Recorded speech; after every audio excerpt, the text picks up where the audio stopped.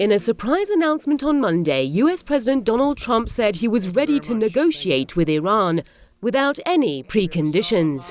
This was a sharp departure from his earlier threats against Iran and an abrupt shift in tone toward a country he has always tried to demonize. I would certainly meet with Iran if they wanted to meet. I don't know that they're ready yet. They're having a hard time right now. But I ended the Iran deal. It was a ridiculous deal. I do believe that they will probably end up wanting to meet, and I'm ready to meet anytime they want to. And I don't do that from strength or from weakness. I think it's an appropriate thing to do. Trump's surprise U-turn toward Iran to Iran was seen with skepticism even inside America. CNN described it as political theater before US midterm elections. Others said Trump was deluding himself, but what was specifically clear from the U-turn of Washington toward Iran was that his pressures against the country were simply not working.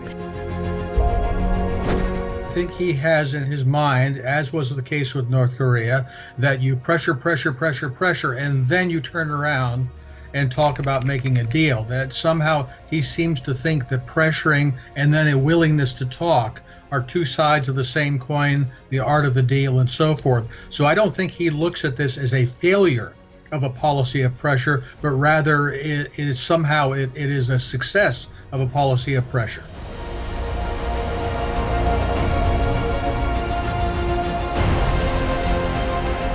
Iran has shown a lukewarm reaction to Trump's proposal for talks. The country's Foreign Minister Mohammad Javad Zarif has described the move as a PR stunt.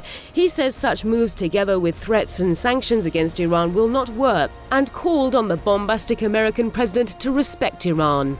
Iranian President Hassan Rouhani appeared to have ignored Trump's proposal to negotiate. Instead, he repeated his criticisms against the US president for withdrawing from the 2015 nuclear deal with Iran.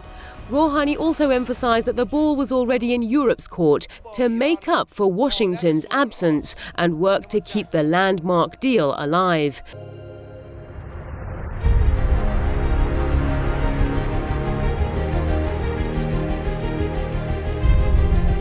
To many, Trump's U-turn toward Iran is a sign that he has realized his efforts to kill the 2015 nuclear deal with Iran are easier said than done. Besides, there have already been signs that America's European allies will not cooperate with the current US administration over its anti-Iran agenda. What appears to have complicated Trump's campaign against Tehran are his failures on several other foreign policy issues. They include the North Korean nuclear crisis, the trade war with China, and tensions with NATO and Europe.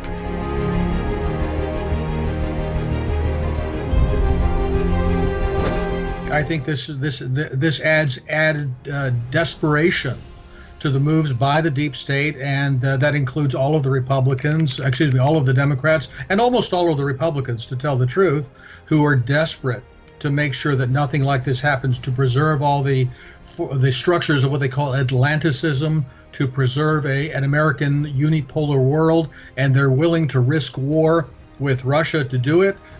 They want war with Iran. Frankly, some of them want war with North Korea.